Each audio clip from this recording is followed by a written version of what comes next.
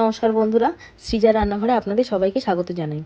আজ আমি আপনাদের চিংড়ি মাছের ডগা বানিয়ে দেখাবো। দেখতে পাচ্ছেন এখানে পরিষ্কার করে ধুয়ে নেওয়া চিংড়ি মাছ।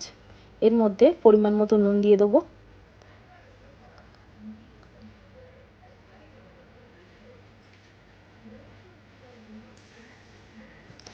এরপর দিয়ে দেবো পরিমাণ মতো হলুদ। হয়ে গেলে ভালো করে মিশিয়ে নেব। মিশিয়ে নিয়েছি। এরপর একটা জায়গার মধ্যে চিংড়ি মাছগুলো ঢেলে নেব।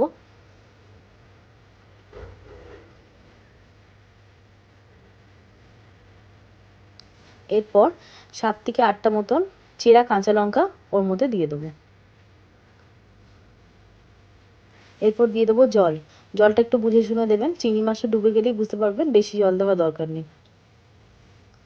এরপর তেল দেবো, 2 থেকে 3 চামচ মতন সর্ষের তেলের ব্যবহার করবেন।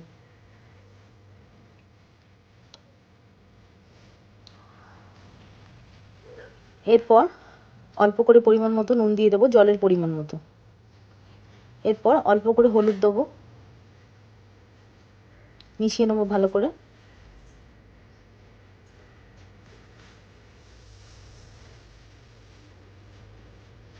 এরপর গ্যাসে বসিয়ে দিলাম। মিডিয়াম আছে 15 মিনিট মতন ফুটিয়ে নেবেন।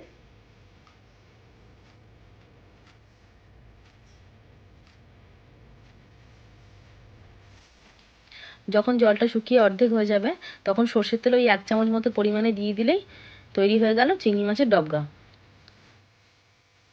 ভিডিওটি ভালো লাগলে লাইক আর সাবস্ক্রাইব করতে ভুলবেন না। দেখা হচ্ছে পরের ভিডিওতে। নমস্কার।